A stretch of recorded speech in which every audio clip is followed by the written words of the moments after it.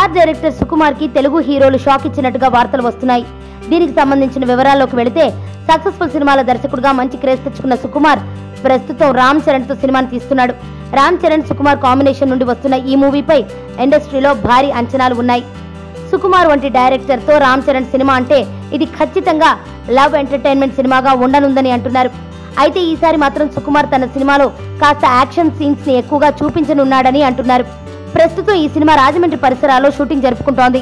ఇదిలా ఉంటే సుకుమార్ నిర్మాతగా గతంలో సుకుమార్ క్రియేటివ్ రైటింగ్ బ్యానర్ పై చిత్రాలు వచ్చాయి. ఇప్పుడు ఈ బ్యానర్ పై వరుస సినిమాలను నిర్మించేందుకు సుకుమార్ రెడీ అయ్యారు.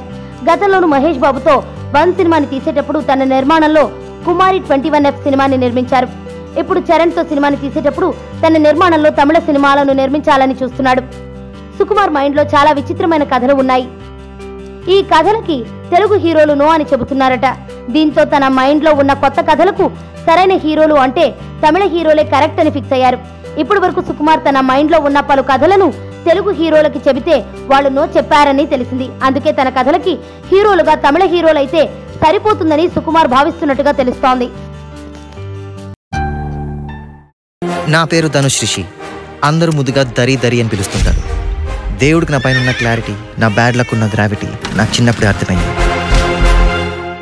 నా లైఫ్లో లక్ ఫ్యాక్టర్ రాంగ్గా ఉండొచ్చు, కానీ లవ్ ఫ్యాక్టర్ మాత్రం చాలా స్ట్రాంగ్గా ఉంది. ఒక మనిషి చేయి చూసి తన జాతకం మొత్తం చెప్పేయగలను.